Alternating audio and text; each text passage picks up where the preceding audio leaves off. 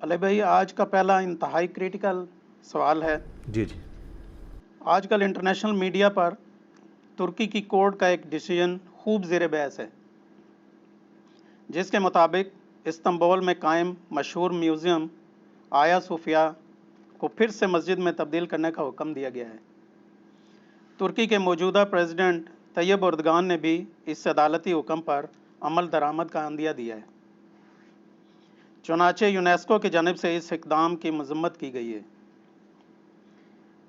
اور مسلم علماء میں اس حوالے سے متضاد آراء پائی جاتی ہیں۔ پلیز علی بھائی سے کہیں کہ وہ بھی اپنی خاموشی کو توڑیں اور امت محمدیہ صلی اللہ علیہ وسلم کو قرآن و سنہ کی روشنی میں پلیز گائیڈ فرمائیں۔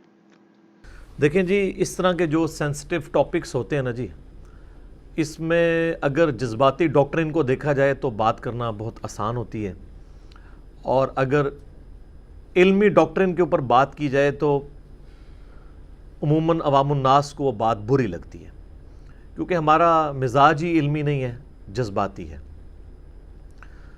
لیکن قرآن حکیم کی تعلیمات جو ہیں وہ بالکل اس حوالے سے واضح ہیں کہ ہم نے جذباتی ڈاکٹرن کی بجائے علمی ڈاکٹرن کو لے کر چلنا ہے اور انصاف پر قائم رہنا ہے۔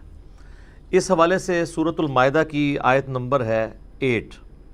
اعوذ باللہ من الشیطان الرجیم، بسم اللہ الرحمن الرحیم۔ یا ایہا الذین آمنوا کونوا قوامین للہ شہداء بالقسط، اے اہل ایمان کھڑے ہو جاؤ اللہ کے لیے گواہ بن کر انصاف کے ساتھ، یعنی انصاف کو قائم کرنے کے لیے اللہ کے حق میں کھڑے ہو جاؤ۔ وَلَا يَجْرِمَنَّكُمْ شَنَآنُ قَوْمٍ عَلَىٰ أَلَّا تَعْدِلُوا، اور دیکھنا تمہیں کسی قوم کی دشمنی اس بات پر مت ابھارے کہ تم انصاف کا راستہ چھوڑ دو۔ یعنی یہی وہی بات کہ جذباتی ڈاکٹرن پہ نہیں چلنا، علمی ڈاکٹرن پہ چلنا ہے، انصاف کے ساتھ زندگی گزارنی ہے۔ اعدلوا، انصاف پر قائم رہو، انصاف کرو۔ ہوا اقرب للتقوی، یہی تقوی کے قریب ہے۔ واتقوا اللہ، اور ڈر جاؤ اللہ سے۔ ان اللہ خبیر بما تعملون، بے شک اللہ تعالی باخبر ہے تمہارے اعمال سے، جو کچھ بھی تم کر رہے ہو وہ اللہ تعالیٰ کے علم میں ہے۔ تو یہ آیت واضح ثبوت دیتی ہے اس حوالے سے کہ اسلام کی علمی ڈاکٹرن ہے، جذباتی ڈاکٹرن نہیں ہے۔ جذبات کوئی بری چیز نہیں ہے، لیکن علم کی حدود کے اندر ہونے چاہیے۔ یہ جو آیا صوفیہ کا ایشو ہے، یہ گریک لینگویج کا لفظ ہے، اور ٹرکش میں آیا صوفیہ، صوفیہ کا لفظ گریک میں بھی استعمال ہوتا ہے۔ اس کا جو مطلب ہے وہ ہے ہولی وزڈم، یعنی پاکیزہ یا متبرک علم و فہم، آپ اردو میں اگر اس کی ٹرانسلیشن کریں۔ اور یہ صوفیاء کا لفظ وہی ہے جو آپ کے صوفیاء والا ہے۔ تو یہ مسٹسزم، چونکہ رہبانیت جو ہے وہ کرسچنز کے اندر بھی پائی جاتی تھی، اگرچہ بعض صوفیاء اس کا انکار کرتے ہیں اور وہ اس کو کسی اور طرف لے کے جاتے ہیں۔ آج میرا ٹاپک نہیں ہے، لیکن چونکہ یہ لفظ آیا میں نے اس لیے اس حوالے سے گفتگو کر دی۔ اب یہ 2020 چل رہا ہے، جولائی کا مہینہ، اور یہ جو آیا صوفیہ ہے اس کو بنے ہوئے آلموسٹ 1500 سال ہو چکے ہیں۔ 1500 سال، 1500 سال۔ رومن امپائر آپ کو پتہ ہے جو اس وقت، یعنی جس کو ہم رومن امپائر کے طور پہ یاد رکھتے ہیں کرسچینٹی کے پوائنٹ آف ویو سے، وہ 330 اے ڈی کے اندر، یہ اے ڈی عموماً تو لوگ سمجھتے ہیں اس کا مطلب ہے after death of Jesus Christ, عیسیٰ علیہ السلام کی موت کے بعد، نعوذ باللہ۔ یہ میرے بھائیوں یہ لیٹن ورڈ ہے، اس کا مطلب ہے اینو ڈومینی، ایئر آف دا لارڈ، ہمارے آقا کا سال۔ جس سال حضرت عیسیٰ علیہ السلام پیدا ہوئے اسے انہوں نے یکم عیسوی کا نام دیا، وہ 1 AD تھا۔ تو 330 AD کے اندر یہ امپائر باقاعدہ طور پر قائم ہوئی، یعنی بت پرستی سے عیسائیت قبول کر لی، یعنی مسلمان ہو گئے اس زمانے میں۔ پھر 537 اے ڈی میں، یعنی نبی صلی اللہ علیہ وآلہ وسلم کی ولادت مبارکہ سے تقریباً 25 سال پہلے، کیونکہ آپ کی ولادت ہوئی ہے 571 میں، 571 اے ڈی میں، 537 اے ڈی کے اندر رومن امپائر ہی میں ان کا ایک شہنشاہ تھا جسٹینین، اس نے یہ آیا صوفیہ بنوائی تھی، اور بیسیکلی یہ گرجا تھا۔ اس وقت یہ گریک جو رومنز ہیں ان کے فالورز تھے جنہوں نے یہ گرجا بنایا تھا، اور آلموسٹ 1000 سال تک یہ دنیا کا سب سے بڑا گرجا رہا ہے۔ ابھی آپ دیکھیں ذرا اس کی بلڈنگ کی ہائٹ دیکھیں، آلموسٹ کوئی 185 فٹ تو اس کے گنبد کی ہائٹ ہے، اور یہ نبی علیہ السلام کی پیدائش سے پہلے کا ہے، جو اس بات کا ثبوت ہے کہ اگر نبی علیہ السلام کی مبارک قبر پہ صحابہ نے گنبد رکھنا ہوتا تو ٹیکنالوجی تو ان کے پاس موجود تھی، انہوں نے نہیں رکھا، کیونکہ صحیح مسلم کی حدیث ہے، میں تمہیں منع کرتا ہوں قبروں کو پکا کرنے سے، قبروں پر بیٹھنے سے، چاہے مجاور بن کے بیٹھیں چاہے فزیکلی اوپر بیٹھیں، اور قبروں پر عمارت تعمیر کرنے سے۔ یہ جو موجودہ گنبد خضرا ہے یہ تو 678 ہجری کے اندر، 678 ہجری کے اندر، یعنی نبی علیہ السلام کی وفات کے آلموسٹ 650 سال کے بعد ایک فاطمی بادشاہ تھا مصر کا، اس نے رکھا تھا۔ پہلے 650 سال مسلمانوں نے یہ کام نہیں کیا، حالانکہ صحابہ کے دور کے اندر، عبد الملک بن مروان کے دور ملوکیت کے اندر جب ہزاروں صحابہ زندہ تھے، یہ قبۃ الصخرہ، ڈوم آف دا راک، یہ گولڈن ڈوم جو بیت المقدس میں ہے، یہ رکھا گیا، تو ٹیکنالوجی تو موجود تھی۔ جو لوگ وہاں پہ اتنا مہنگا گنبد بنوا سکتے تھے کہ آج وہ بنوانا اتنا مشکل ہے، تو نبی علیہ السلام کی قبر مبارک پہ نہیں بنوا سکتے تھے، ان کو پتہ تھا کہ یہ چیز منع ہے۔ مسجد پہ آپ گنبد بنوا سکتے ہیں، اور کسی متبرک جگہ پہ بنوا سکتے ہیں، قبروں پہ نہیں، کیونکہ اسلام قبر پرستی کے خلاف ہے، تو اس سے اس کی طرف راستہ کھلتا ہے۔ یہ میں نے بائی دا وے گفتگو کی۔ تو یہ آیا صوفیہ جو ہے ایک بہت بڑی بلڈنگ انہوں نے گرجے کی فارم میں تعمیر کی، اور وہ شہر جو ہے وہ ان کا جو بادشاہ تھا کانسٹنٹائن II، اسی کے نام کے اوپر اس شہر کا نام بھی رکھا گیا ہم اس کو قسطنطنیہ کہہ دیتے ہیں عربی کے اندر، اردو میں ہم قسطنطنیہ، عربی والے قسطنطینیہ اسے کہتے ہیں، کانسٹنٹائن نوبل ہم اسے اردو انگریزی میں بولتے ہیں۔ تو اس کی لوکیشن بھی بہت زبردست ہے، 3 سائڈ کے اوپر سمندر ہے، اور خوبصورت یہ شہر آباد کیا گیا، اور یہ دنیا میں کرسچینٹی کا ایک سمبل سمجھا جاتا تھا۔ اور اسی کے بارے میں بشارتیں ہیں صحیح بخاری میں کہ میری امت کا پہلا لشکر جو کیسر روم کے شہر پہ حملہ کرے گا ان کی اللہ نے مغفرت کر دی ہے۔ تو کیسر روم کا شہر بعض کے نزدیک حمص ہے، بعض کے نزدیک قسطنطینیہ ہے۔ خیر یہ ایک علیحدہ سے ٹاپک ہے، وہ پکڑ کے یزید پہ انہوں نے فٹ کیا، تو پھر میں نے بتایا کہ بھئی یزید جس لشکر میں تھا وہ تو 7واں لشکر ہے، وہ آج ٹاپک نہیں ہے۔ آپ جا کے یوٹیوب کے اوپر جا کے لکھیں کیا یزید جنتی لشکر میں شامل تھا، تو میں نے احادیث کی کتابوں سے، حکمرانوں کی تاریخ سے نہیں، احادیث کی کتابوں سے ثابت کیا کہ یہ حدیث اس کے اوپر فٹ ہی نہیں ہوتی، یہ تو لشکر بعد میں لے کے گیا تھا، اس سے پہلے آلموسٹ 6 لشکر جا چکے ہوئے تھے۔ یہ الگ سے ایک ٹاپک ہے۔ تو یہ قسطنطینیہ کے اندر یہ آیا صوفیہ انہوں نے بنایا، گرجا ان کا ایک سمجھ لیں پرائیڈ،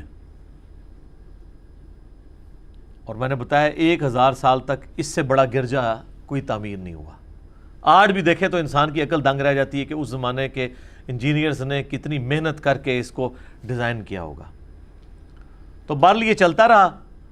الٹیمیٹلی جب یہ سلطنت عثمانیہ قائم ہوئی، جو آج کل آپ کو ڈرامہ بھی دکھا رہے ہیں وہ ارطغرل غازی والا، اس کے بیٹا تھا نا عثمان، اسی کے نام پہ سلطنت عثمانیہ، دا گریٹ آٹومان امپائر۔ تو یہ امپائر آہستہ آہستہ بڑھتی چلی گئی۔ اس امپائر میں جب ان کا 7واں سلطان آیا نا، یعنی وہ جو ان کے چل رہی تھی آپ سمجھ لیں لڑی نسل در نسل. تو اس کا نام تھا سلطان محمد ٹرکش لینگویج میں کہتے ہیں, نام اس کا محمد رکھا گیا. صرف اس کی زندگی 49 ایئرز ہوئی ہے, اور جب اس کی عمر 20 سال تھی تو اس نے قسطنطینیہ کو فتح کیا, اور بڑی ایک خونریز جنگ ہوئی. ایگزیکٹ اس کا جو سن ہے وہ 1453 عیسوی ہے, 1453 عیسوی. آج یہ چل رہا ہے 2020 عیسوی, یعنی آلموسٹ آپ سمجھ لیں 600 سال پہلے کی یہ بات ہے. اور دن بھی ہے اس کا جس دن اس نے فتح کیا وہ 29 مئی تھا. جس طرح ہمارا 28 مئی جو ہے وہ یوم تکبیر ہے, پاکستان نے 1998 میں اٹامک بلاسٹ کیے تھے, ان کا وہ 29 مئی 1453 AD اینو ڈومینی. ویسے آج کل ہم اس کو CE بھی لکھتے ہیں, کرنٹ ایرا. یہ 2020 AD بھی ہے اور 2020 CE بھی کہلاتا ہے. یہ بھی میں سمجھتا ہوں سازش ہوئی ہے, جان بوجھ کے انہوں نے AD کو چینج کر کے CE کر دیا تاکہ پیغمبر کا کنسیپٹ ہی نکل جائے. مسلمانوں کو چاہیے وہ جان بوجھ کے کہا کریں AD, تاکہ حضرت عیسیٰ علیہ السلام کا کنسیپٹ آئے. اینو ڈومینی, ایئر آف دا لارڈ, تو ہمارے بھی لارڈ ہے عیسیٰ ابن مریم, وجیہن فی الدنیا والآخرہ, قرآن میں ہے, دنیا اور آخرت میں اللہ کے حضور وجاہت والے ہیں اور مقربین میں سے ہیں. تو ہمیں CE کرنٹ ایرا نہیں کہنا چاہیے بلکہ کہنا چاہیے AD, اور ان سے پہلے جو ہے وہ BC, بیفور کرائسٹ. تو یہ بعض مسلمان ڈرتے تھے اس کو AD کہتے ہوئے کہ آفٹر ڈیتھ آف کرائسٹ ہے, اور ہم تو کہتے ہیں عیسیٰ علیہ السلام کو اللہ نے زندہ آسمانوں پہ اٹھایا. تو یہ کسی پڑھ لکھے بندے سے پوچھ لیتے کہ آفٹر ڈیتھ نہیں ہے, یہ اینو ڈومینی ہے, ایئر آف دا لارڈ, آقا کی پیدائش کا سال, اس کی وجہ سے اسے AD کہا جاتا ہے. تو آپ دیکھ لیں 2020 ہے تو یہ 600 سال پہلے یہ ایکٹیویٹی پرفارم ہوئی. اب ظاہر ہے کہ اس نے جب وہ شہر فتح کیا تو سب سے پہلے یہی ہوتا ہے کہ پھر اس کا نام چینج کیا انہوں نے, استنبول رکھ لیا. اچھا, بعض لوگوں کے نزدیک یہ استنبول سے مراد, یعنی وہ کہتے ہیں یہ اسلام بول رکھا تھا. یہ بھی بالکل غلط ہے, میں نے بھی ایک دو دفعہ بیان کیا جب میں نے اس کو تحقیق کی ہے. تو یہ استنبول کا مطلب ہے دا وے ٹو دا سٹی, شہر کی طرف کا راستہ. اس کا اسلام کے ساتھ کوئی تعلق نہیں ہے اس لفظ کا. ویسے پبلکلی یہ چیز مشہور ہو گئی ہے کہ اسلام کا گڑھ یا اس قسم کے الفاظ. ہاں, ہمارا جو کیپٹل سٹی ہے اس کا نام تو واقعی اسلام آباد ہے, اس میں تو اسلام آ رہا ہے. تو Istanbul the way to the city, تو استنبول رکھا. یہ جو اس وقت پریزنٹ ٹرکی کا شہر ہے استنبول, یہ وہی قسطنطینیہ ہے. تو آپ دیکھیں کہ ہر عروج کو زوال ہے. 330 عیسوی کے اندر جو امپائر قائم ہوئی, 1453 کے اندر, آلموسٹ 1100 سال کے بعد آٹومانم امپائر نے اس رومن امپائر کو ختم کر دیا ہمیشہ کے لیے. خیر, پھر ظاہر ہے ہر عروج کو زوال ہے. اگر ان کو عروج ملا تو ان پہ بھی زوال آنا تھا. تو ان پہ زوال آیا ہماری 20ویں صدی کے آغاز کے اندر. پہلی جنگ عظیم کے بعد رومن امپائر کی جگہ جس امپائر نے سنبھالی تھی, آٹومانم امپائر, جو رقبے کے اعتبار سے رومن امپائر سے بھی بڑی تھی, مسلمانوں کی امپائر, وہ بھی جنگ میں شکست کھانے کی وجہ سے ٹوٹ پھوٹ گئی. اور اسی کا پھر فائدہ اٹھایا گیا. ٹرکی کے ساتھ 1923 میں ایک معاہدہ کیا کہ آپ کی ہم شناخت باقی رکھیں گے, باقی آپ سے سارے ملک چھین لیے گئے, صرف جو مین ٹرکی تھا اس کی شناخت باقی رکھی گئی. اور کچھ شرائط کے اوپر, جس کی شرائط آپ سمجھ لیں صلح حدیبیہ کی جو شرائط تھی نا, اس سے بھی زیادہ سخت تھی مسلمانوں کے حق میں. بال اس وقت مسلمانوں کے پاس چارہ ہی کوئی نہیں تھا, اس وقت تو ٹرکی کو بچانا بہت بڑی بات تھی. تو کمال اتا ترک اگرچہ ایک سیکولر حکمران تھا, اس میں کافی خرابیاں تھیں, اس نے بہت اینٹی اسلامک کام کیے ہیں. ایٹ لیسٹ ایک کریڈٹ جاتا ہے کہ اس وقت کے حالات کے اندر اس نے کم از کم ٹرکی کو ایز اے ملک بچا لیا, اسی لیے اسے فادر آف دا نیشن کہا جاتا ہے. آپ دیکھیں ٹرکی کا جو جھنڈا ہے نا, یہ ریڈ کلر کا ہے. یہ اس چیز کا سمبل ہے کہ بڑی قربانیوں کے بعد خونی انقلاب آیا ہے, تو اس لیے انہوں نے اپنے پورے جھنڈے کا کلر ہی ریڈ رکھا ہے. بہرحال یہ جب امپائر ٹوٹی, کمال اتا ترک نے اپنی طرف سے تو ایک سمجھ لیں نیکی کی کہ چلیں شناخت باقی رکھی. انہوں نے پھر کافی کچھ منوایا, حتیٰ کہ جو ٹرکش لینگویج تھی اس کے الفابیٹس عربک والے تھے حروف تہجی، وہ چینج کروا کے رومن الفابیٹس کروا دیے، اور اس طریقے سے اذان بھی ٹرکش میں دی جائے، کئی جگہ پابندی لگا دی. اور یہ آیا صوفیہ ظاہر ہے ان کی وہ نشانی تھی، وہ چھین تو نہیں سکتے تھے، تو انہوں نے کہا کہ جی اس کو نہ مسجد رہنے دیا جائے نہ چرچ، جو اس وقت سلطان محمد فاتح نے فتح کرنے کے بعد اسے جو ہے وہ مسجد میں کنورٹ کر دیا تھا. اب اس حوالے سے دو رائے پائی جا رہی ہیں.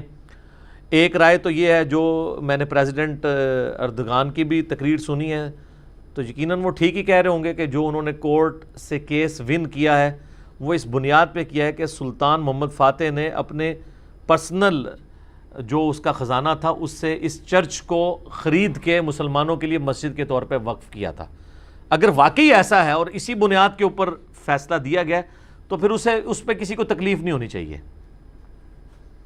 کیونکہ آج بھی یورپ اور امریکہ میں درجنوں چرچ ہیں جو مسلمانوں نے خرید کے مسجدیں بنائی ہیں، تو قانوناً بالکل ٹھیک ہے.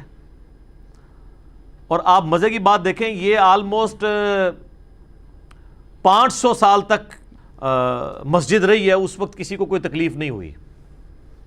اب دوبارہ 86 سال کے بعد اس کو مسجد کی طرف لے کے جا رہے ہیں، تو اب وہ دوبارہ سارے وہ گڑے مردے اکھاڑنے شروع کر دیے ہیں. میوزیم جو اب بنا دیا تھا 1935 کے اندر، تو دوبارہ اس کو مسجد میں کنورٹ کرنے لگے ہیں. اب اس میوزیم کو جو اتا ترک نے بنایا تھا تو دوبارہ سے وہ بحثیں چھڑ گئی ہیں، حالانکہ بحثیں پہلے چھڑنی چاہیے تھی.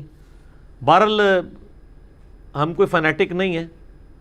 اگر تو اس نے ذاتی طور پہ خریدا تھا سلطان محمد فاتح نے تو بہت اچھا کام کیا، لیکن اگر اس نے اس کو اپنے زیر تصرف علاقے کو سمجھتے ہوئے زبردستی چرچ کو مسجد میں کنورٹ کیا ہے، کرسچنز کی مرضی کے برخلاف جو وہاں رہنے والے کرسچن تھے، پھر غلط کیا ہے. اگر زیادہ وہاں پہ کرسچن آباد تھے اور ان سے زبردستی لیا ہے، اسلام اس چیز کی اجازت نہیں دیتا. میں اس کو ٹیکنیکلی بعد میں ڈسکس کروں گا، اس میں جذباتی ہونے کی ضرورت نہیں ہے. یہ علم کی دنیا ہے، اس میں علمی گفتگو ہونی چاہیے. اور جس طرح کہ کورٹ کا ڈیسیژن ہے، اور طیب اردگان حفظہ اللہ تعالی وہ کہہ رہے ہیں کہ یہ خریدا گیا تھا، یہ اس کی ذاتی پراپرٹی تھی، تو مسجد میں اس کو کنورٹ کیا گیا، اس کی وصیت تھی. تو چونکہ اتا ترک نے یہ اس کو چینج کیا، میوزیم بنایا، اس نے غلط کام کیا تھا، تو اس کے خلاف کورٹ نے ڈیسیژن دیا ہے، پھر تو بات بالکل ٹھیک ہے. اور جان کے مان پاؤں تو عرض کروں کہ یہ ٹرکی کی کورٹس کو سلام ہے کہ فادر آف دا نیشن ہے، اس کے ڈیسیژن کو وہ کہہ رہے ہیں غلط ہے. آپ کی عدالتوں کی جرت ہے کہ محمد علی جناح یا ڈاکٹر اقبال کی کسی غلطی کو غلطی کہہ دیں. یہی درجہ ہے نا وہاں پہ اتا ترک کا. ان کے نوٹوں کے اوپر تصویر ہے، ہر سرکاری دفتر کے اندر بڑی تصویر جس طرح ہماری لگی ہوتی ہے محمد علی جناح کی، وہاں پہ کمال اتا ترک کی لگی ہوتی ہے، بلکہ سٹیچو بنے ہوئے ہیں پورے ملک کے اندر اس کے. لیکن کورٹس نے ڈیسیژن اس کے خلاف کر دیا کہ جی فادر آف نیشن ہوگا، لیکن یہ اس کا ڈیسیژن غلط تھا. تو یہ جرت کو سلام ہے.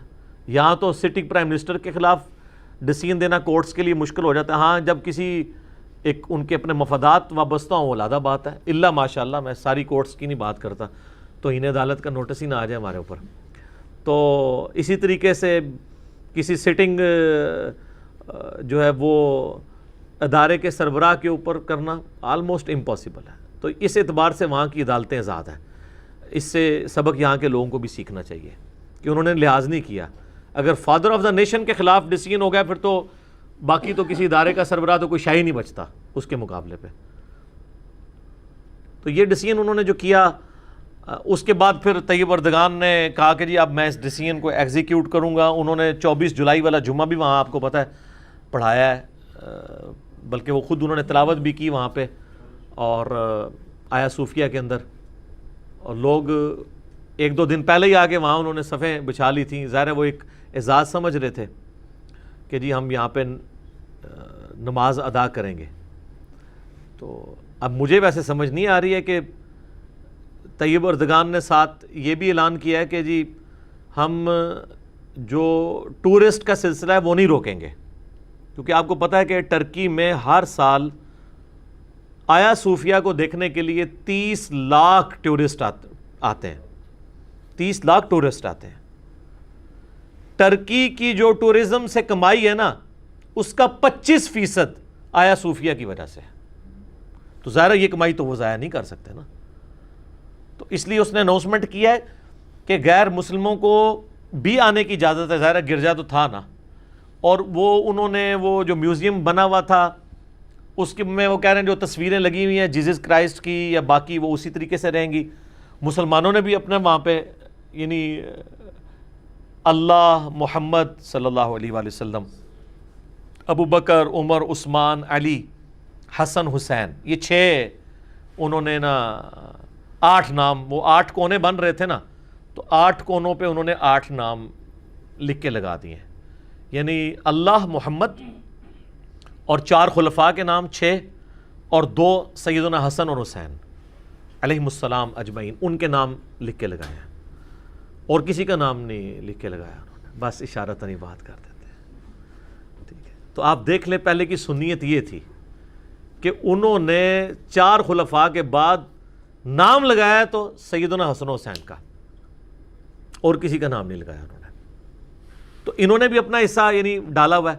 اب مجھے نہیں سمجھ آ رہی کہ جب یہاں پہ نماز ہو رہی ہے اور جیزس کرائسٹ کی تصویر بھی اوپر اتنی بڑی بڑی بنی ہوئی ہیں, اور ٹرکی تو ویسے فقہ حنفی کو فالو کرتا ہے. فقہ حنفی میں تو اگر آپ کے سامنے یا سر کے اوپر کوئی تصویر ہو تو نماز ہی نہیں ہوتی. تو اب مجھے نہیں سمجھ آ رہی کہ وہاں پہ وہ نماز کیسے پڑھیں گے. صفحے تو بچھا لی انہوں نے, تصویریں سامنے موجود ہیں, آپ دیکھیں کہ بڑی بڑی تصویریں ہیں. تو تصویروں والی جگہ پہ نماز کا مجھے تو تک نہیں سمجھ آتا. اور جب کہ 14th جو ان کے ایمپرر تھے سلطان ٹرکی کے, سلطان احمد نام تھا ان کا, وہ سلطان محمد فاتح سے آلموسٹ 200 سال بعد آئے ہیں.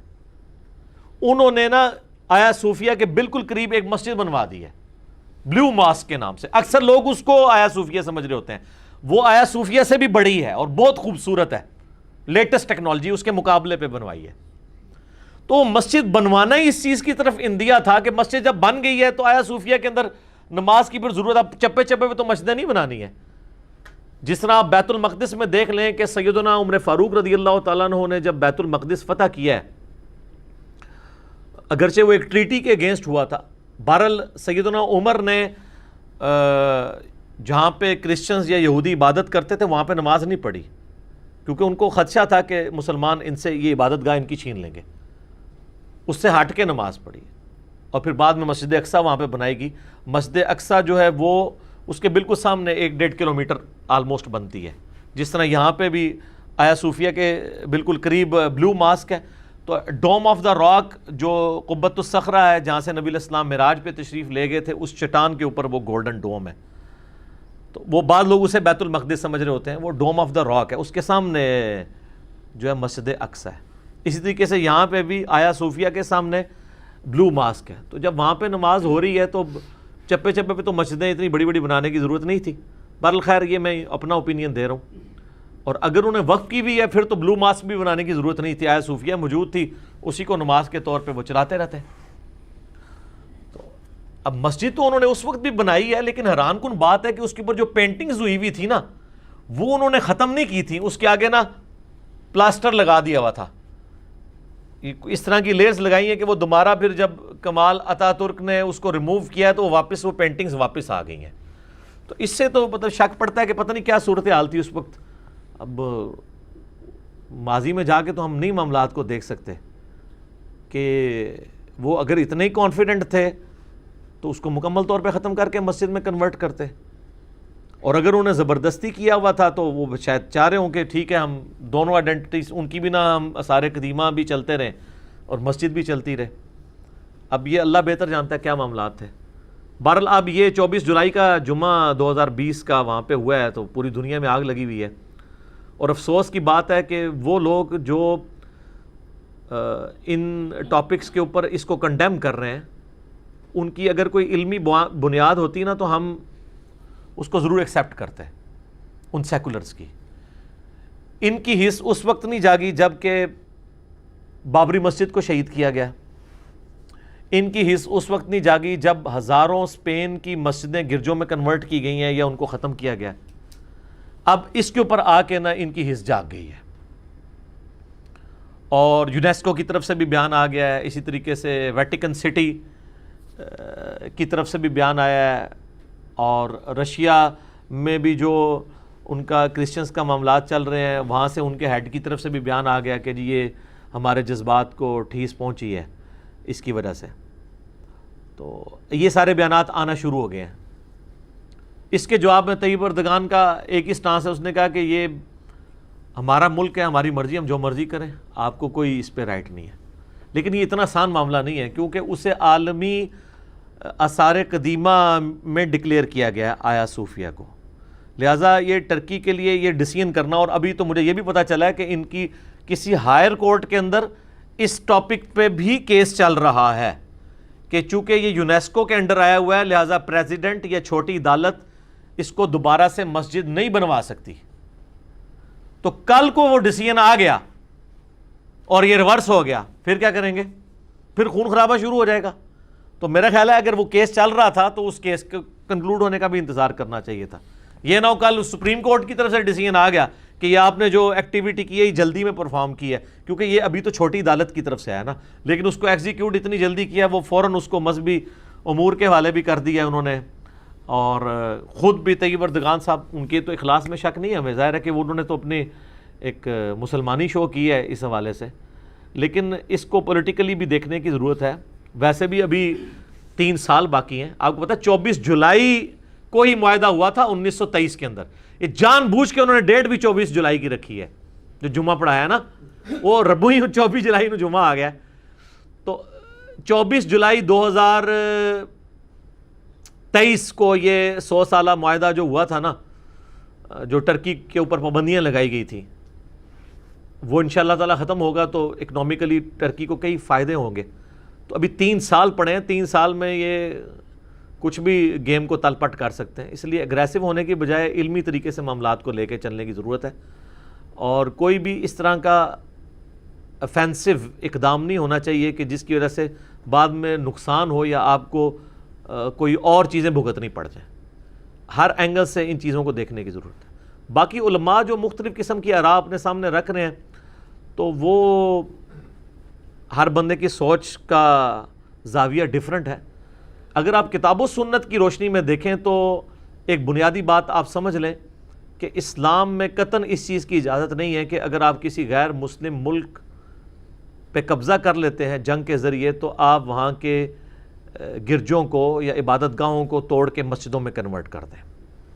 اس حوالے سے ڈاکٹر ذاکر نائک حفظہ اللہ تعالی نے بھی اپنی ریکارڈنگ کروائی ہے اور بڑے جذباتی انداز میں انہوں نے گفتگو اس میں کی ہے ٹرکی کے اس ڈیسیژن کے حق میں، اور انہوں نے ان علماء کو جن میں top of the list Javed Ahmad Ghamidi صاحب ہیں، بغیر نام لیے ہوئے انہوں نے کنڈیم کیا ہے، جو یہ کہہ رہے ہیں کہ اس معاملے میں جلد، بلکہ غامدی صاحب نے تو بڑی دلیری کی ہے، انہوں نے کہا اگر سلطان محمد فاتح نے بھی یہ کیا تھا تو وہ کوئی دلیل نہیں ہے، ان کو بھی کتاب و سنت کو دیکھنا چاہیے تھا۔ تو غامدی صاحب تو آپ کو پتہ ہے جو جس چیز کو صحیح سمجھتے ہیں وہ تو کہتے ہیں بھائی علم کے میدان میں جذبات کی کوئی حیثیت نہیں ہے۔ تو وہ ڈاکٹر ذاکر نائک نے کہا نہیں جی بخاری مسلم میں کئی احادیث ہیں کہ نبی علیہ السلام نے اپنے مبارک زمانے کے اندر جو ہے وہ بت قدے توڑوائے ہیں، اور اس میں انہوں نے بخاری مسلم سے ایک مشہور حدیث جو سیدنا جریر بن عبداللہ رضی اللہ تعالیٰ عنہ کو 150 کے لشکر کے ساتھ نبی علیہ السلام نے روانہ کیا تھا، اور ایک بہت بڑا بت قدا تھا عرب میں جس کو توڑوایا تھا۔ اس کے علاوہ بھی اور ایک ہیں، سیدنا علی کو، خالد بن ولید کو بھی مختلف جگہ بھیجا، اور وہ انہوں نے مثالیں پیش کی، حالانکہ یہ مثالیں آؤٹ آف کانٹیکسٹ ہیں۔ حرمین کی آپ مثال نہیں دے سکتے کیونکہ حرم کی زمین کو اللہ تعالیٰ نے اسلام کے لیے مخصوص کر لیا، اور اس کے اوپر نص قطعی قرآن میں موجود ہے۔ سورہ التوبہ پڑھ کے دیکھیں سر، سورہ التوبہ کے اندر اللہ تعالیٰ نے واضح اعلان کیا ہے کہ مشرکین عرب کے لیے 4 مہینے کا ٹائم ہے، یا تو عرب کی سرزمین چھوڑ کے چلے جائیں یا اسلام قبول کریں، ورنہ ان پہ عذاب استیصال آئے گا، ان کو قتل کیا جائے گا۔ تو عرب کی سرزمین کی مثال دینا تو غلط ہے۔ یہ اسی طریقے سے ہے کہ عیسائی جو ہیں ویٹیکن سٹی کا سہارا لینا شروع کرتے ہیں، ویٹیکن میں ہمیں کوئی مسجد تو نہیں بنانے دے گا، تو ہم بھی حرم کی سرزمین کے اندر کوئی بت قدا، کوئی گرجا کسی کو نہیں بنانے دیں گے، لیکن اس کو لے کے پوری دنیا کے اوپر اپلائی کرنا یہ بالکل غلط ہے۔ باقی دنیا کے لیے آپ کو پھر مثالیں خلفائے راشدین کی جنگیں جو ہوئی ہیں، جنگ قادسیہ یا یرموک، اس سے آپ کو بنیاد پکڑیں کہ انہوں نے قادسیہ یا یرموک کے بعد کرسچنز یا یہودیوں کے عبادت خانے توڑوائے ہوں اور ان کو زبردستی مسجدوں میں کنورٹ کیا ہو، پھر تو ہم دلیل مان لیں گے ڈاکٹر ذاکر نائک کی۔ رہا حرمین کی مثال دینا تو یہ بالکل آؤٹ آف کنٹیکسٹ ہے۔ حرمین کے بارے میں تو سارے مانتے ہیں، وہ تو غامدی صاحب نے خود اس لیکچر کے اندر کہا ہے کہ حرمین کی سرزمین تو اللہ نے اپنے لیے خاص کر لی ہے، اس کی تو مثال دینا ہی غلط ہے۔ وہاں پہ تو ایسا ایریا بھی ہے جہاں پہ غیر مسلم داخل بھی نہیں ہو سکتا، مکے اور مدینے کی حدود۔ تو اب اس کی بنیاد پہ پوری دنیا کے اوپر اسے اپلائی کریں گے، یہ بالکل زیادتی ہے۔ تو جذباتی ڈاکٹرن کے بجائے علمی ڈاکٹرن کی طرف جانا چاہیے۔ قرآن حکیم نے بالکل واضح اس حوالے سے ایک فتویٰ دیا ہوا ہے، سورۃ الحج کی آیت نمبر 40 ہے۔ یہی آیت ڈاکٹر ذاکر نائک نے بھی ڈسکس کی ہے، غامدی صاحب نے بھی ڈسکس کی ہے، لیکن آپ لوگ خود بھی ذرا پڑھ کے دیکھیں کہ اس میں اسلام کا مزاج بیان کیا جا رہا ہے۔ اب اس مزاج میں جو باتیں بیٹھیں گی وہ ایکسیپٹیبل ہوں گی، جو نہیں بیٹھیں گی وہ نہیں ایکسیپٹیبل ہوں گی۔ قرآن کی اس نص قطعی والی آیت کو بخاری مسلم کی ان احادیث سے آپ غلط رنگ نہیں دے سکتے جس میں نبی علیہ السلام نے حرمین کی سرزمین کے اندر بتوں کو توڑوایا یا کافروں کے عبادت خانے ختم کروائے ہیں۔ وہ تو اللہ کی وحی کی تائید کے ساتھ تھا، وہ تو مسجد بھی توڑوا دی ہے۔ سورہ توبہ میں یہ ہے مسجد درار، اس کا نام ہی اللہ نے درار رکھ دیا۔ اردو میں ہم زرار کہتے ہیں، ضرر پہنچانے والی، اسلام کو ضرر پہنچانے والی۔ منافقین نے بنائی تھی جب نبی علیہ السلام غزوہ تبوک پہ گئے تھے، پیچھے سے انہوں نے یہ کیا، تو اللہ نے کہا کہ آپ نے اس مسجد میں کھڑا بھی نہیں ہونا، نبی علیہ السلام کو حکم دیا۔ اب مسجد درار کی مثال لے کر خدا نہ خواستہ اگر یہ معاملات شروع ہو گئے تو میرے بھائی بریلویوں نے اہل حدیث کی کوئی مسجد نہیں رہنے دینی۔ وہ سمجھتے ہیں کہ ان کی مسجدیں درار ہیں، کیونکہ جب اس وقت میں فکر کوئی وہ کافر سمجھتے ہیں، گستاخ رسول سمجھتے ہیں، گستاخ رسول کا مطلب کافر ہی ہے نا۔ بریلوی دیوبندیوں کی مسجد کو درار سمجھیں گے، دیوبندی بریلویوں کی مسجد کو درار سمجھیں گے، سنی شیعہ کی، شیعہ سنی کی۔ اور اگر کوئی کہتا ہے نا کہ میں یعنی خام خواہ اختلاف کو ابھار رہا ہوں، نہیں سر، میرے سے پہلے سب کچھ ہوا ہے۔ اعلیٰ حضرت سے میں نے گن پوائنٹ پہ حسام الحرمین میں نے نہیں لکھوایا کہ علماء دیوبند کے کفر میں شک کرنے والا بھی کافر ہے اور یہ بالاجماع واجب القتل اور مرتد ہیں۔ یہ میں نے نہیں اعلیٰ حضرت کو کہا تھا کہ آپ حسام الحرمین میں یہ لکھیں 1905 کے اندر احمد بریلوی صاحب کو کہ سارے دیوبندیوں کو آپ واجب القتل ڈکلیئر کر دیں، اور اس کے جواب میں 1906 کے اندر المحند علی المفند جو لکھی گئی، انہوں نے لکھی حسام الحرمین حرمین کی تلوار، مقابلے پہ دیوبندیوں نے لکھی المحند علی المفند، ہند کی تلوار ایک پاگل سٹھائے ہوئے بابے کے سر کے اوپر۔ اور وہ سٹھایا بابا انہوں نے کہا احمد بریلوی صاحب کو۔ خلیل احمد سہارنپوری نے ایک کتاب لکھی جو شیخ زکریا کاندلوی کے مرشد ہیں، اور اسپیشلی تھانوی صاحب کے سائن ہے کتاب میں، 35 علماء دیوبند نے اسے انڈورس کیا ہے۔ اس میں انہوں نے لکھا کہ احمد بریلوی اور ان کی پوری جماعت ایک شیطانی لشکر ہے جو ہم علماء دیوبند رضی اللہ عنہم پر، 14ویں صدی مولوی رضی اللہ عنہم پر حملہ آور ہو گیا۔ تو یہ میں نے خلیل احمد سہارنپوری کو مطلب گن پوائنٹ پہ لکھوایا تھا کہ تو لکھ کہ بریلوی جو ہیں یہ شیطانی لشکر ہیں، تو میں تو نہیں لکھوایا، تو اختلاف پہلے سے۔ تو اللہ کے بندو، یہ اتنا خطرناک کھیل آپ کھیلیں گے اگر آپ یہ باتیں شروع کر دیں گے تو سارے فرقے ایک دوسرے کی مسجدوں کو مسجد درار سمجھتے ہیں۔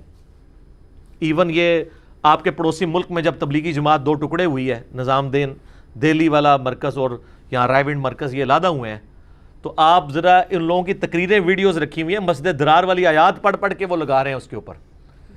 نظام دین دہلی والی مسجد سے، جو بنگلہ والی مسجد سے علیحدہ انہوں نے مرکز بامبے میں قائم کیا ہے، تو انہوں نے کہا یہ مسجد درار ہے۔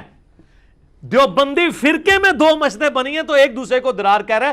دیوبندی اور بریلوی کا فرق تو زمین و آسمان سے بھی زیادہ ہے۔ اپنے فرقے میں دونوں آیاتی، دونوں ایک ہی بابے کو ماننے والے، ایک ہی کتابوں کا درس دینے والے، وہ ایک دوسرے کی مسجد کو درار کہتے ہیں۔ تو یہ مثالیں دینا غلط ہے۔ ڈاکٹر ذاکر نائک نے جو مثالیں دی وہ بالکل غلط ہیں۔ مثال ان کو دینی ہوگی ادر دین عرب کی سرزمین، تو یقیناً وہ ان کے پاس کوئی مثال نہیں تھی، اگر ہوتی تو وہ دیتے۔ ایک تو مثال بیت المقدس والی موجود ہے، چلیں اس میں وہ سارا لے لیں گے کہ جی بیت المقدس جو ہے وہ تو چونکہ ایک پیس ٹریٹی کے تحت ہوا تھا، وہ جزیہ دیتے تھے، وہ ذمی تھے، تو ذمیوں کی ذمہ داری ہے، ذمیوں کی ذمہ داری تو ان کی پروٹیکشن کی ہے۔ عبادت خانوں کی ذمہ داری ویسے ہی ہے، جو وہ جزیہ دیتے ہیں وہ عبادت خانوں کی سیکیورٹی کا نہیں دیتے، وہ اپنی ذاتی سیکیورٹی کا دیتے ہیں۔ رہی عبادت خانوں کی سیکیورٹی تو سر وہ قرآن میں آئی ہوئی ہے، جو میں نے ساری یہ تمہیداً گفتگو اسی کے لیے کی ہے، وہ ہے سورۃ الحج کی آیت نمبر 40۔ اعوذ باللہ من الشیطان الرجیم، بسم اللہ الرحمن الرحیم۔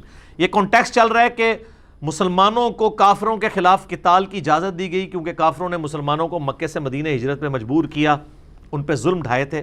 اس کانٹیکسٹ میں اللہ تعالیٰ فرما رہا ہے الذین اخرجوا من دیارہم، یہ وہ لوگ ہیں جنہیں نکال دیا گیا ان کے گھروں سے، بغیر حق، نہ حق نکالا گیا، الا ان یقولوا ربنا اللہ، اس مقدس جرم میں کہ انہوں نے کہا کہ ہمارا رب اللہ ہے۔ اس مقدس جرم میں تم نے ان کو ان کے گھروں سے نکالا۔ اب اللہ تعالیٰ فرما رہا ہے وَلَوْلَا دَفْعُ اللَّهِ النَّاسَ بَعْضَهُمْ بِبَعْضٍ، اگر اللہ تعالیٰ بعض لوگوں کے ذریعے بعض کو نہ ہٹاتا، یعنی جنگوں کے ذریعے ایک کا پلڑا اوپر کر کے دوسرے کا نیچا نہ کرتا، تو کیا ہوتا؟ لَهُدِّمَتْ صَوَامِعُ، تو ڈھا دی جاتی تمام خانقاہیں، وَبِيَعٌ، اور تمام گرجے اور کلیسے، وَصَلَوَاتٍ، اور تمام معبد، یعنی وہ ساروں کا ذکر ہوا، عیسائیوں کے عبادت خانے، یہودیوں کے عبادت خانے اور خانقاہیں راہبوں کی، وَمَسَاجِدُ يُذْكَرُ فِيهَا اسْمُ اللَّهِ كَثِيرًا، اور مسجدیں بھی گرا دی جاتی جہاں پہ کثرت کے ساتھ اللہ کا ذکر کیا جاتا ہے۔ اللہ تعالیٰ نے مساجد کے ساتھ جوز اور کرسچنز کے عبادت خانوں کو بھی اور خانقاہوں کو ذکر کیا کہ یہ ساری کے سارے عبادت خانے گرا دیے جاتے اگر اللہ تعالیٰ جنگوں کے ذریعے ایک امپائر کے ذریعے دوسری امپائر کو نہ گرواتا، ورنہ تو سر بدماشی قائم ہو جاتی۔ وَلَيَنْصُرَنَّ اللَّهُ مَن يَنْصُرُهُ، اللہ اس کی ضرور مدد کرے گا جو اللہ کی مدد کرے گا، یعنی اللہ کے دین کی۔ ان اللہ لقوی عزیز، بے شک اللہ تعالیٰ طاقت والا ہے اور غالب ہے۔ اس میں اللہ تعالیٰ نے فرمایا کہ اگر اللہ تعالیٰ جنگوں کے ذریعے ایک دوسرے کو نہ ہٹاتا رہتا تو عبادت خانے قائم نہ رہتے، اور سر یہ اللہ تعالیٰ کی وہ سنت ہے جو ہمیشہ سے قائم رہی ہے۔ ہمیں تو یہ نظر آ رہا ہے نا کہ 1100 سال بعد 330 عیسوی میں بنی ہوئی رومن امپائر 1453 میں آ کے سلطان محمد فاتح کے ہاتھوں مغلوب ہو کے ٹوٹ کے آٹومانم امپائر جو ہے وہ اتنے بڑے لیول پہ پھیل گئی، تو 600 سال بعد آٹومانم امپائر بھی تو ختم ہوئی ہے۔ اللہ تعالیٰ ایک کے ذریعے دوسرے کو، کیوں کہ وہ جو حکمرانی میں آتا ہے نا، خدشہ ہوتا ہے کہ وہ بدماشی شروع کر دے گا، ہو جاتا ہے۔ وہ خلفائے راشدین ہی ہیں جو دین کی باؤنڈریز کو کراس نہیں کرتے۔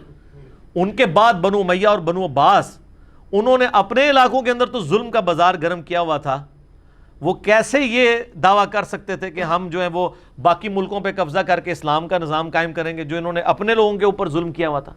اسی لیے ڈاکٹر اقبال، وہ بڑے آدمی ہیں، میں اپنی بات نہیں کرتا برا لگ جائے گا، ڈاکٹر اقبال نے اپنے خطبات کے اندر یہ بات بھی کی تھی کہ اللہ تعالیٰ اگر ہمیں ایک علیحدہ ملک دے تو ہم وہاں پہ اسلامی نظام قائم کریں، تاکہ صدیوں کا جو ہمارے چہرے پر عرب امپیریلزم کا داغ ہے، بنو امیہ اور بنو عباس کا مسلمانوں کے چہرے کے اوپر عرب کی امپائر، عرب امپیریلزم انہوں نے کہا، جس طرح رومن امپائر کا شہنشاہیت ہے، یہ ہم دور کر کے خلفائے راشدین والا سسٹم بنا سکیں۔ امپیریلزم وہ بھی مانتے تھے اس کو۔ تو اسلامی حکومت اور مسلمان حکومت میں فرق ہے۔ ہم ان ساری حکومتوں کو، چاہے وہ بنو امیہ ہو، بنو عباس ہو، اس کے بعد سلطنت عثمانیہ ہو، ہم مسلمان حکومتیں ان کو مانتے ہیں، اسلامی حکومتیں نہیں مانتے، کیونکہ انہوں نے بھی وہی ظلم ڈھائے ہیں اپنے مخالفین کے اوپر جو رومنس کرتے تھے۔ میں تو خود، میرا تعلق سلطنت مغلیہ کے خاندان سے ہے، مغل فیملی سے ہیں، تو مغلوں نے کیا کیا کام ڈالے ہیں۔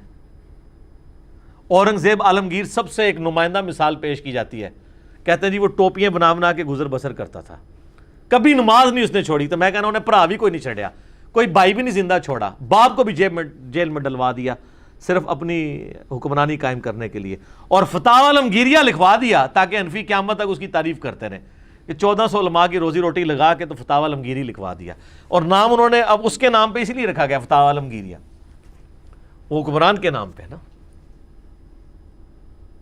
تو وہ لوگوں کو نظر آ رہا ہے اور باقی چیزیں نہیں اس کی نظر آ رہی. تو یہی باقی سب کچھ کا یہی حال تھا, بھائی بھائی کو قتل کرتا تھا. اور سلطان محمد فاتح کو آپ دیکھ لیں, اس نے تو باقاعدہ آئین میں چیز داخل کی تھی کہ اگر فتنے کو مٹانا ہو تو جو سلطان بنے نا وہ اپنے باقی بھائیوں کو آفیشلی قتل کروا سکتا ہے کہ کہیں پہ کوئی جراثیم ہی نہ پیدا ہو جائے. پریمپٹیو رائٹ, حق شفا کے طور پہ کہ شاید کسی کے جراثیم نہ آ جائیں. جی عرض کر دیں کہ سلطان محمد فاتح کے اوپر انہوں نے مسند احمد کی ایک حدیث فٹ کر دی ہوئی ہے. وہ کہتے ہیں جی مسند احمد میں ایک حدیث ہے, وہ ٹرکی نے بھی جتنے ڈرامے بنائے نا اس کے شروع میں وہ حدیث چلاتے ہیں.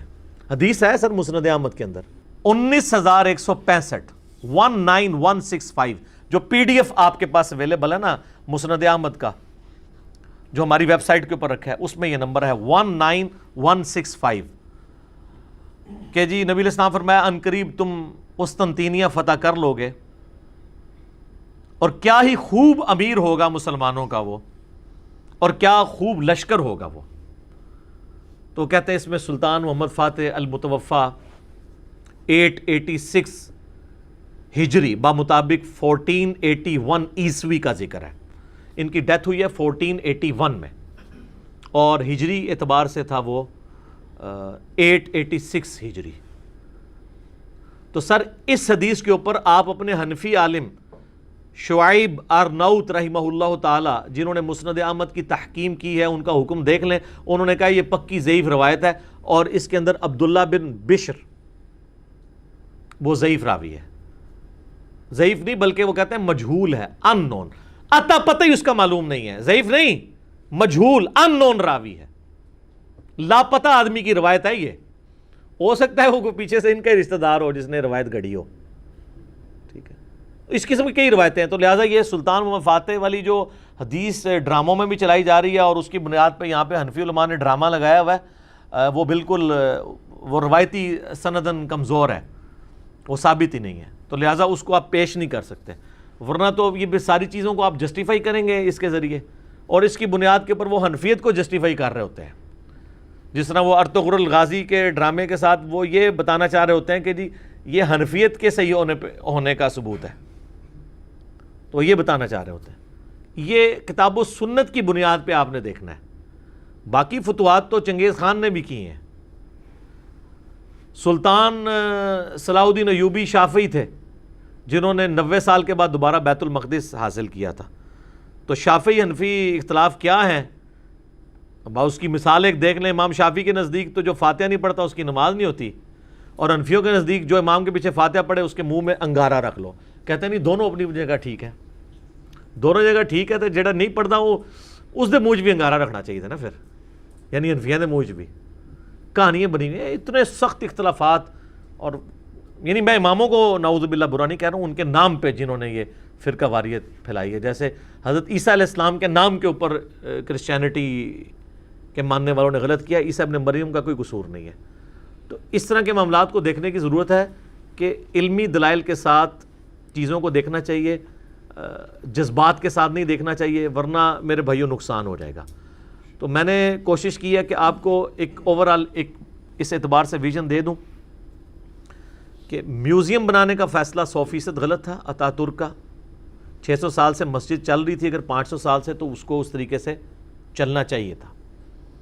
اور آج بھی اگر واقعی سلطان محمد فاتح نے اپنی ذاتی جیب سے اسے خرید کے مسجد کے لیے وقف کیا تھا اور اس کو دوبارہ مسجد میں کنورٹ کیا جاتا ہے تو اس میں بھی کوئی مسئلہ نہیں ہونا چاہیے. لیکن اس کے پولیٹیکل امپیکٹس بھی دیکھنے چاہیے, اور اس کو سپورٹیو وہ حدیث ہے بخاری اور مسلم کی. نبی علیہ السلام نے فرمایا, اے عائشہ اگر تیری قوم نئی نئی جاہلیت سے نہ پھری ہوتی تو میں خانہ کعبے کی دیواروں کو توڑ کے حتیم کو کعبے میں داخل کر کے ابراہیمی بنیادوں پہ دوبارہ کھڑا کر دیتا. اور نبی علیہ السلام نے یہ نہیں کیا. حالانکہ فالورز مسلمان تھے, آپ کے صحابہ تھے, لیکن آپ کو تھا کہ یار یہ نئے نئے بھی پھرے ہیں تو ان کے ذہن میں یہ نہ ہے کہ کعبہ ہی توڑوا دیا پیغمبر نے، اور پیغمبر ہونے کے باوجود اتنا بڑا ڈیسیژن نہیں لے سکے۔ تو سر طیب اردغان صاحب کو یا ٹرکی کی عدالت کو بھی دیکھنا چاہیے کہ آپ لوگ پیغمبر نہیں ہیں، آپ کے ڈیسیژن کے کانسیکوینسز کیا نکل سکتے ہیں ود ان ٹرکی۔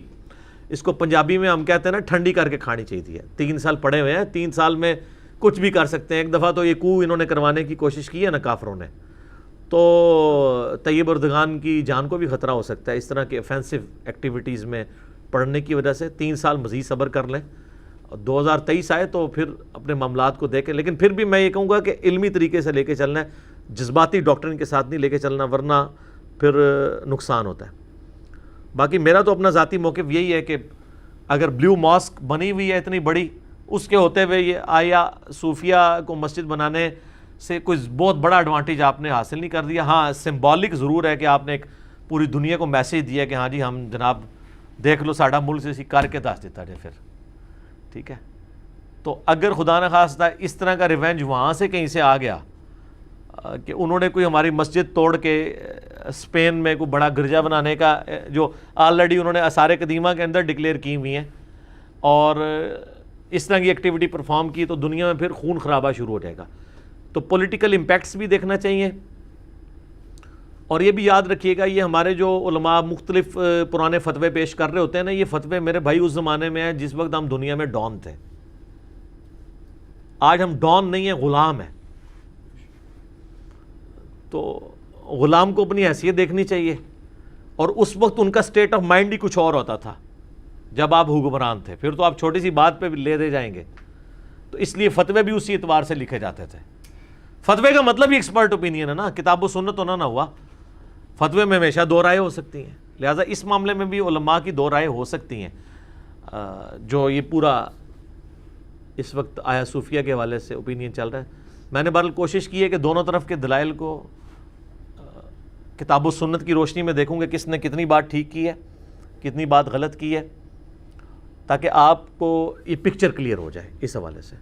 باقی جو میں نے اس میں حق بات کی ہے وہ اللہ کی طرف سے ہے، اور اگر میرے منہ سے کوئی غلط بات نکلی ہے، یا میں نے کہیں ایگزیجریشن سے کام لیا ہے، یا میرے جذبات آڑے آ گئے ہیں، تو وہ میرے اپنے نفس کی برائی ہے۔ اللہ تعالیٰ ہمارے دلوں سے اسے معاف کر دے اور حق بات کو ہمارے دلوں میں راسخ فرمائے۔